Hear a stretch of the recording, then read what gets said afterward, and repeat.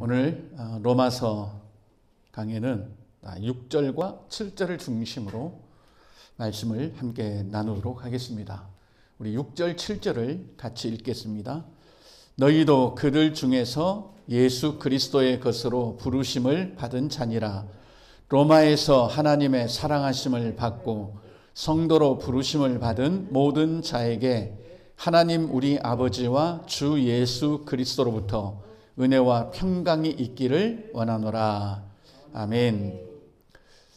계속해서 이 사도 바울은 사도행전에 나타났던 로마까지 그를 움직이게 만들었던 그런 믿음, 그리고 그 믿음을 불러일으킨 복음에 대해서 계속적으로 지금 이 로마 교회의 성도들에게 편지글을 보내고 있습니다.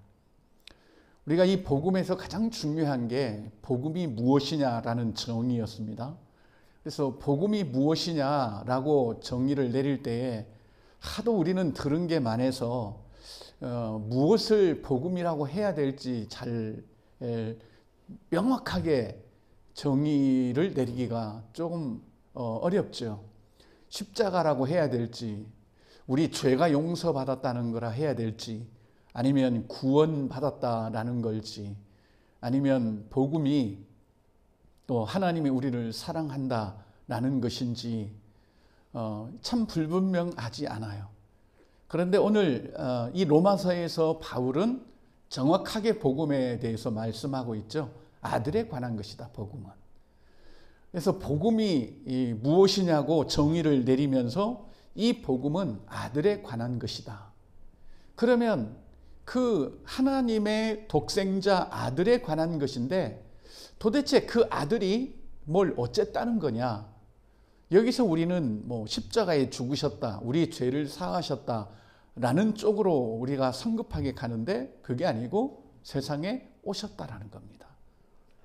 그래서 우리가 개념 잡기 할 때 복음은 정말 우리의 어떤 주권자, 그분이 우리에게 오셨다, 그리고 나타나셨다라는 것이 복음이라고 우리가 정의를 내렸습니다.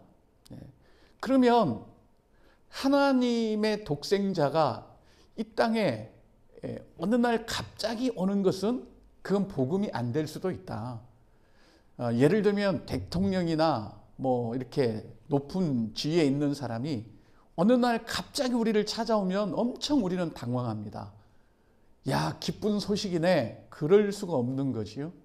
왜냐하면 갑자기 들이닥치기 때문에 우리는 두렵기도 하고 걱정되기도 하고 내가 무슨 큰 잘못을 했는지 고민도 됩니다.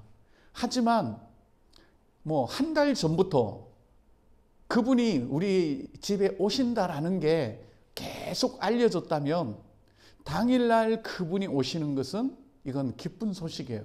야, 드디어 오늘 오시는구나. 이 기쁜 소식입니다.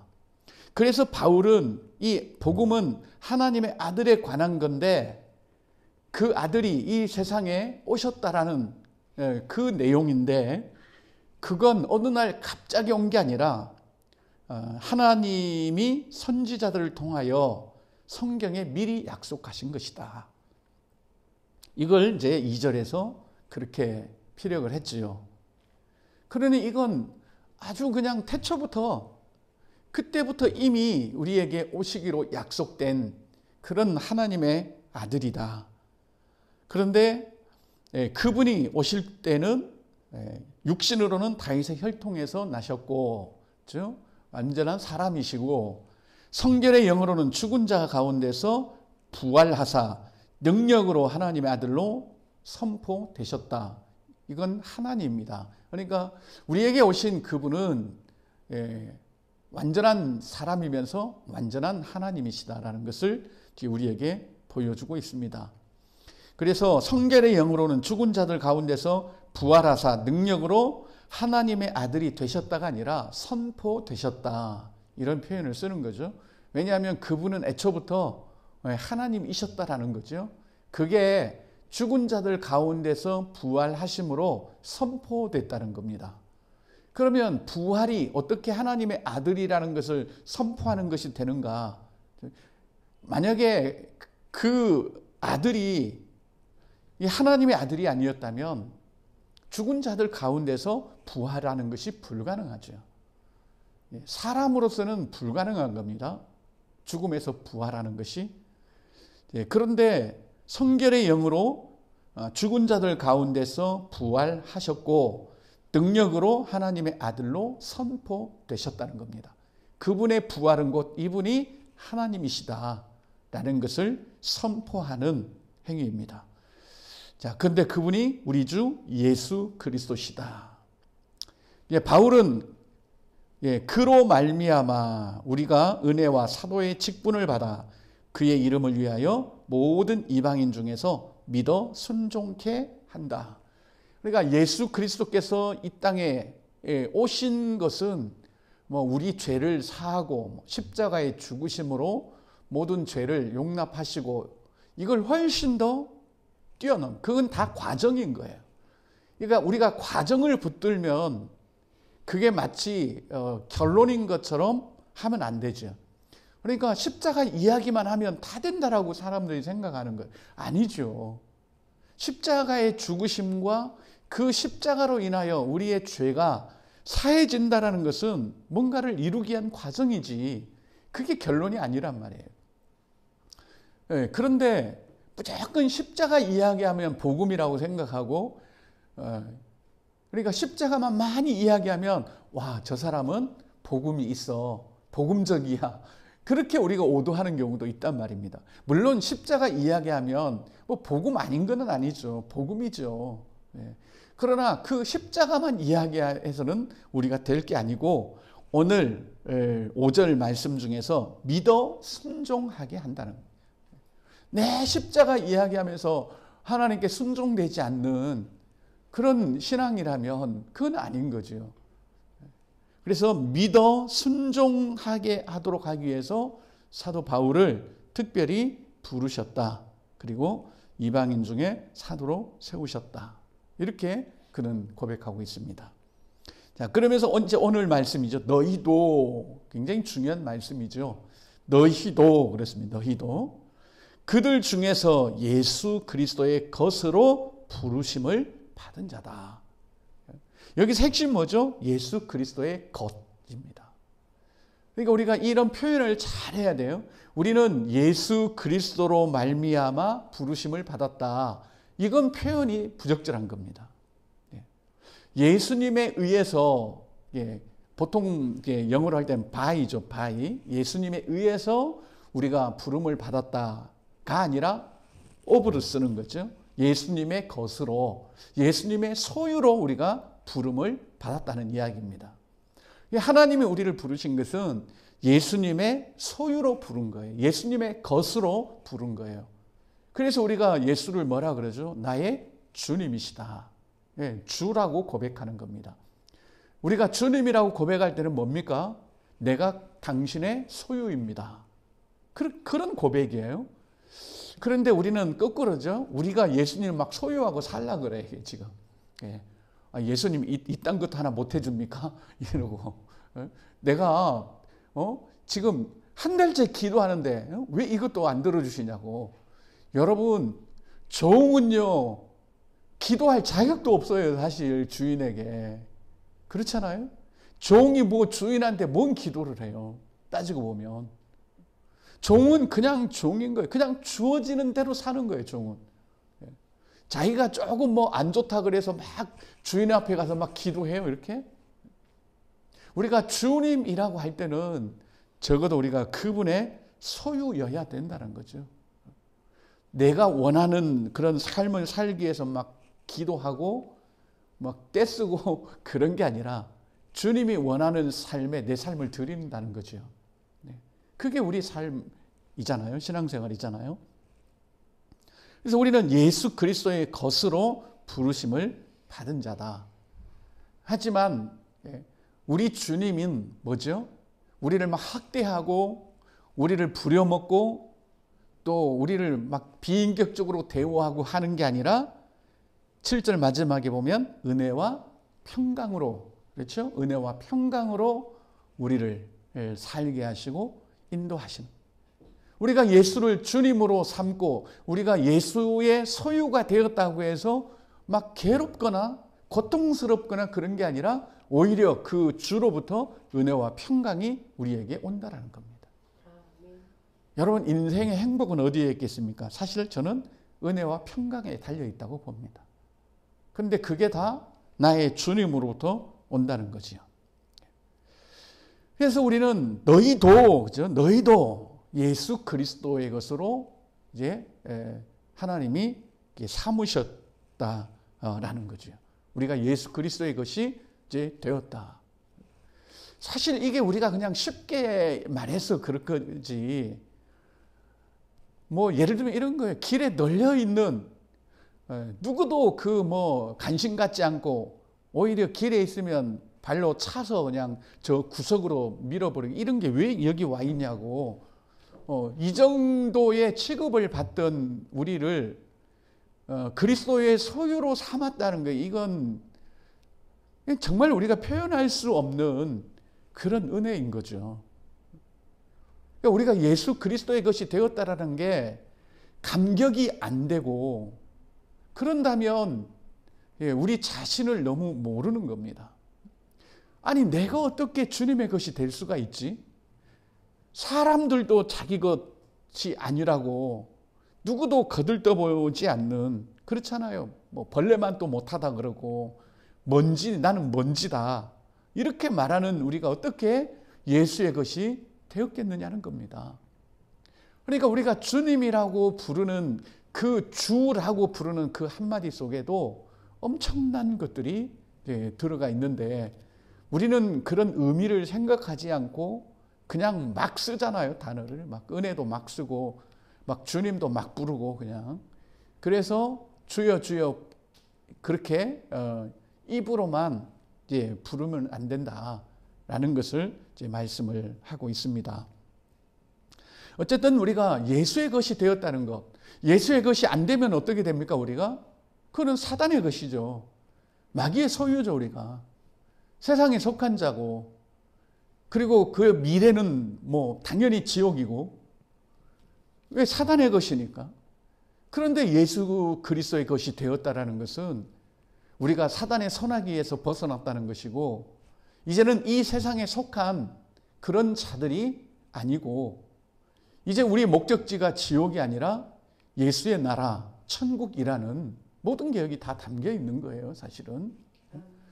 그래서 우리는 예수의 것으로 부름을 받았다, 이렇게 말을 하면서 여기서 우리가 정말 중요하게 생각해야 될 게 있습니다. 그러면 우리가 어떻게 예수의 것이 되었나는 겁니다. 우리는 어떻게 예수의 것이 되었나? 여러분, 뭐 예수의 것이 되기 위해서 돈 냈습니까? 아니면 착한 일 했나요? 아니면 뭐 하나님 뭐 이렇게 마음을 흡족하게 해드렸습니까? 아니잖아요. 아닙니다. 우리는 절대 그런 게 아니에요. 우리가 예수의 것이 되기 위해서 우리가 뭐 어떤 보답을 했다든지 아니면 무슨 업적을 세웠다든지 아니면 하나님이 보시기에 뭔가 기뻐할 만한 그런 일을 했다든지 그런 것 아닙니다. 그러면 우리가 어떻게 예수의 것으로 이렇게 소유가 되었나? 7절이죠. 로마에서 하나님의 사랑하심을 받고, 전적인 하나님의 사랑입니다. 이 전적 하나님의 사랑이 우리로 하여금 예수의 것이 되게 한 겁니다. 이 하나님의 사랑이 아니면 그 누구도 예수의 것이 될 수가 없습니다. 우리가 이 사단의 손아귀에서 빠져나오고 마귀의 그 소굴에서 빠져나올 수 없고 세상 존재에서 우리가 나올 수 있었던 모든 것은 하나님의 사랑이에요. 하나님의 사랑. 그래서 7절 보면 로마에서, 그렇죠. 바울이 왜 로마에서라고 말하겠습니까? 예를 들면 이런 거예요. 뭐라고 해야 됩니까? 우리가 뭐 예를 들면 이거예요. 저 시궁창에서, 이런 뜻이에요. 지금 바울이 로마에서라고 말할 때는 시궁창에서 아니면 전쟁터에서 아니면 뭐 그 어두운 그런 곳에서, 이런 의미입니다. 왜요? 그때 로마 하면 우리 알잖아요. 얼마나 이 로마가 죄악이 극심했고 그 타락이 심했고 온갖 그냥 범죄와 우상의 온상지가 바로 로마였잖아요. 그 로마에서 어떻게 보면 누구도 하나님 마음에 들 수 없었던 사람들, 그 누구도 하나님의 눈길을 받지 못했던 사람들, 그대로 살다가 그냥 지옥 멸망에 빠져야 될 사람들, 그게 로마에서라는 거예요. 로마에 있는 사람들, 그들 가운데서 하나님의 사랑하심을 받고 성도로 부르심을 받았다는 거예요.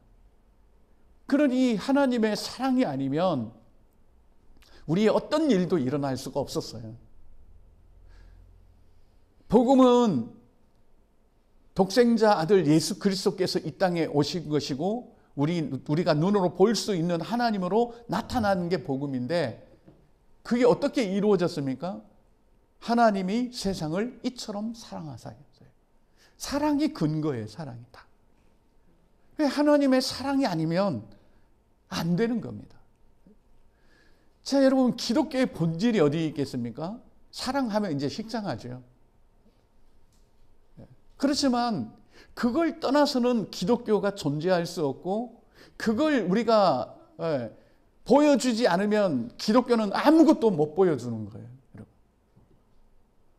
여러분, 예수께서 그 요한복음 17장에서 기도하는 내용이 뭐죠? 기도하는 내용이 아버지께서 나를 사랑하신 것 같이 저들도 하나가 되어서 하나님이 저들도 사랑한다라는 것을 세상으로 알게 하기를 원한다. 그 기도를 드리잖아요. 우리 한번 좀 찾아보고 넘어가 봅시다. 요한복음 17장인데 몇 절일까요? 네. 23절 보겠습니다. 요한복음 17장 23절. 찾으셨나요? 네, 요한복음 17장 23절 보겠습니다. 시작.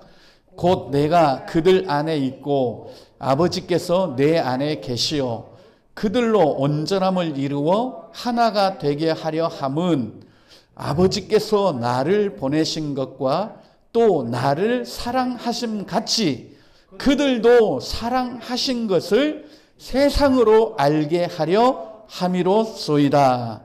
아멘. 세상이 뭘 알아야 된다고 말합니까? 하나님이 우리를 사랑한다는 거. 이거 세상에 알리고 보여줘야 된다는 거죠. 정말 기독교가 세상에 우리가 보여줘야 될 것은 그거예요.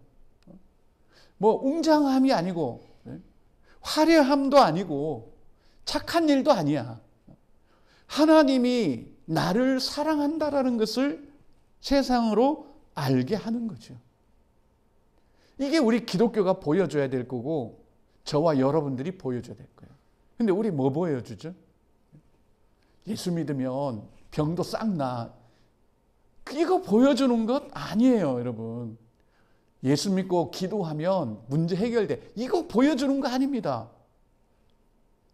그렇잖아요?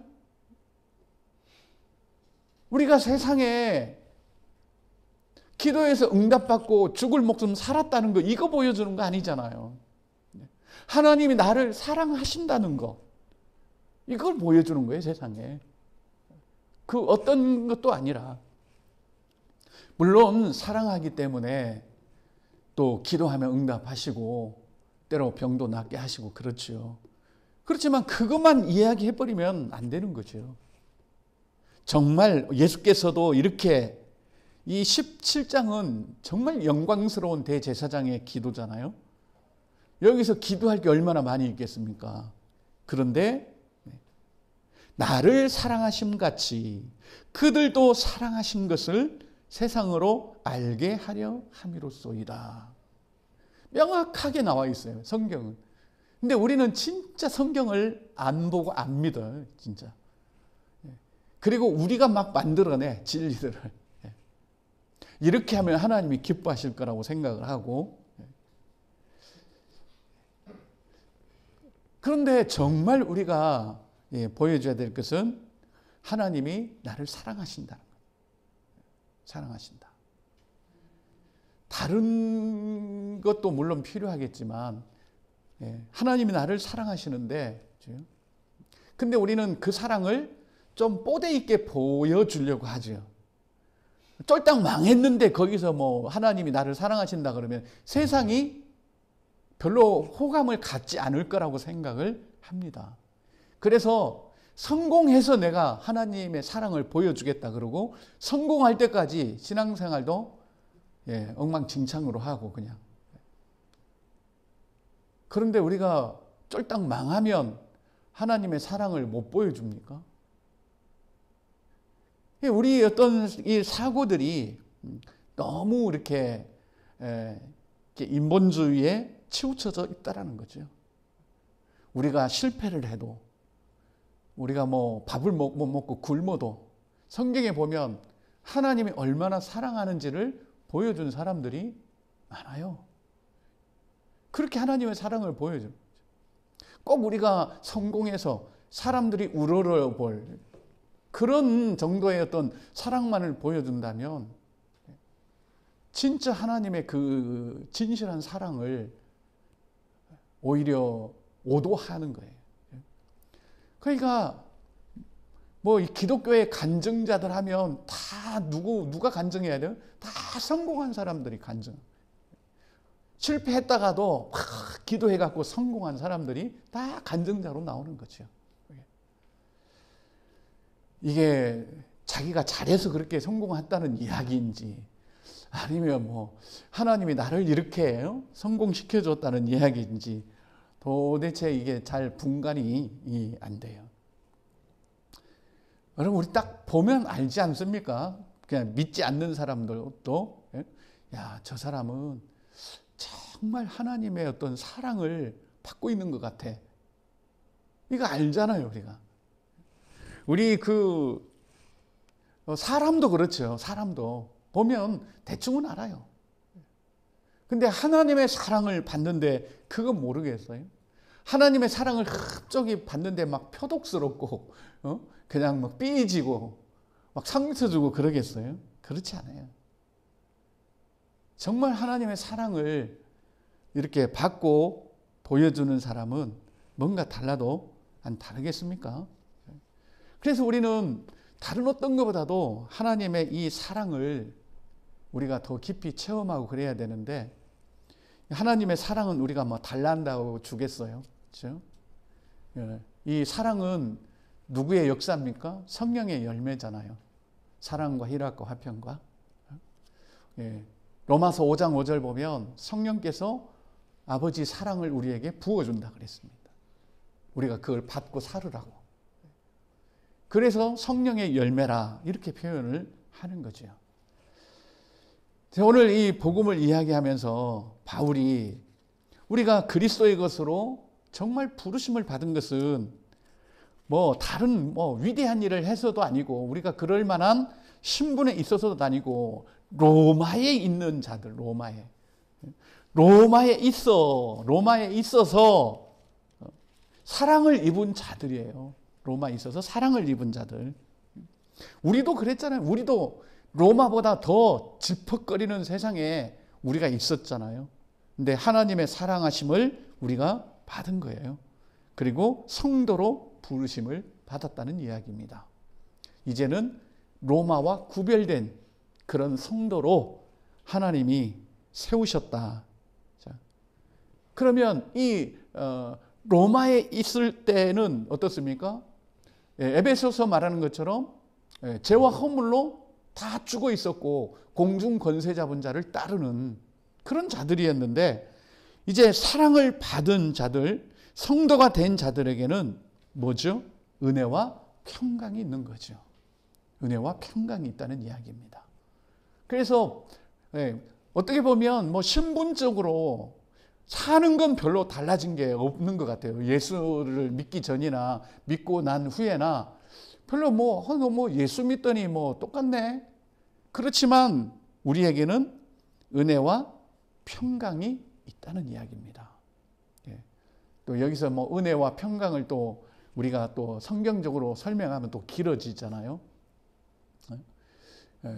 그래서 이 은혜와 평강을 얼마나 누리느냐, 여기에 우리의 삶이 달려 있는 거지, 세상과 똑같이 얼마나 많은 거 가지고 있느냐, 얼마나 많은 거 뭐 복을 받았느냐, 여기에 있는 게 아니라 얼마나 은혜와 평강을 누리고 있느냐, 이게 중요하다는 이야기입니다. 그게 우리 성도의 신분이고 성도의 존재입니다. 그래서 요약하면 그렇습니다. 한마디로 정리하면 우리는 다 예수 그리스도의 것이다. 그렇지만 여기에 엄청난 의미가 담겨 있다. 예수 그리스도의 것이 되는 순간에 우리의 모든 것이 다 변하는 거죠. 우리의 과거, 현재, 미래가 그냥 완전히 탈바꿈을 하는 거예요. 예수 그리스도의 것이 되는 순간부터요. 그런데 그 예수 그리스도의 것이 우리가 되는 것은 다른 이유가 아니라 하나님의 사랑을 우리가 입었기 때문에 그렇다라는 겁니다. 하나님의 사랑을 입은 자는 이제는 로마에 있는 자가 아니라 로마에서 불러냄을 받은 자들이고, 이제 그들이 살아가는 방식은 은혜와 평강이라고 하는 것을 오늘 7절까지 해서 결론을 내리고 있습니다. 이것이 우리의 신분이에요. 이게 우리가 복음을 안다는 자들의 신분이고, 적어도 우리가 복음을 말할 때는 여기까지 이 복음의 내용으로 우리가 가지고 있어야 된다라는 것을 말씀드리고 싶습니다. 그러기에 저와 여러분들은 엄청 위대한 신분인 거예요. 위대한 존재인 겁니다. 예수 그리스도의 것이 되었다는 요 하나만 해도 온 세상을 다 주어도 바꿀 수 없는, 나 무엇과도 주님을 바꿀 수 없는 정말 위대한 그런 신분과 그로부터 오는 은혜와 평강을 우리는 얻은 것입니다. 이 은혜로 저와 여러분들이 살아가는 그런 성도가 되었으니 성도의 삶을 누리며 살아가는 우리가 되기를 예수님의 이름으로 간절히 기도합니다.